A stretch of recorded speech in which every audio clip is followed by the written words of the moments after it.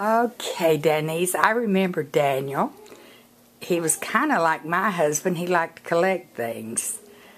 And he was always smiling, and he was a man of his word. So for Father's Day 2012, can you tell me a little bit about Daniel Murray?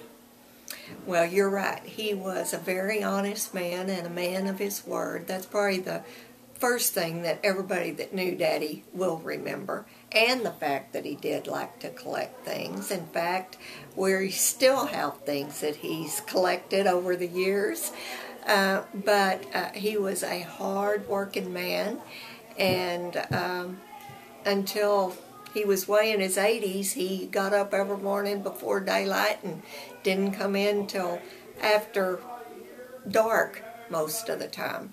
One of my favorite stories includes Patsy Decker, and on Daddy's 80th birthday, Patsy decided to make him a cake, and he was one of the coffee drinkers over at Decker's barbecue or cafe.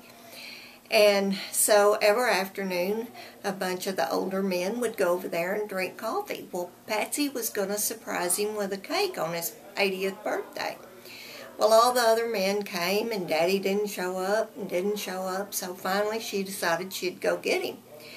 So she found him on top of somebody's house that he was either tearing the house down or re-roofing, I don't remember which. Oh, my goodness. And said, "Dan, get down off of that roof and come down here. We got to have your cake. We're going to have a birthday party." So he got down and went over there, and she had made him a cake, and it was a 57 Chevrolet. How darling. He loved old cars, and 57 Chevrolets were his most favorite. So he wouldn't let her cut the cake. Oh, and my she goodness. said, "Now, Dan, all these other men are here, and they want a piece of your cake." And he argued with her, but finally he let her cut around the car.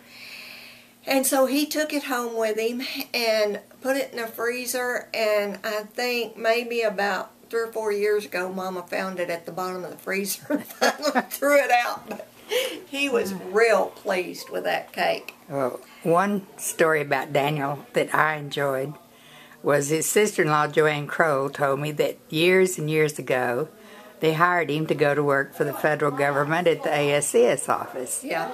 He went in the morning, went home at noon, and never went back because it gave him a headache. Well, thank you for letting us visit with you, Danese. We're so glad you're back in Menard. Well, thank you. I'm real glad to be back. Good.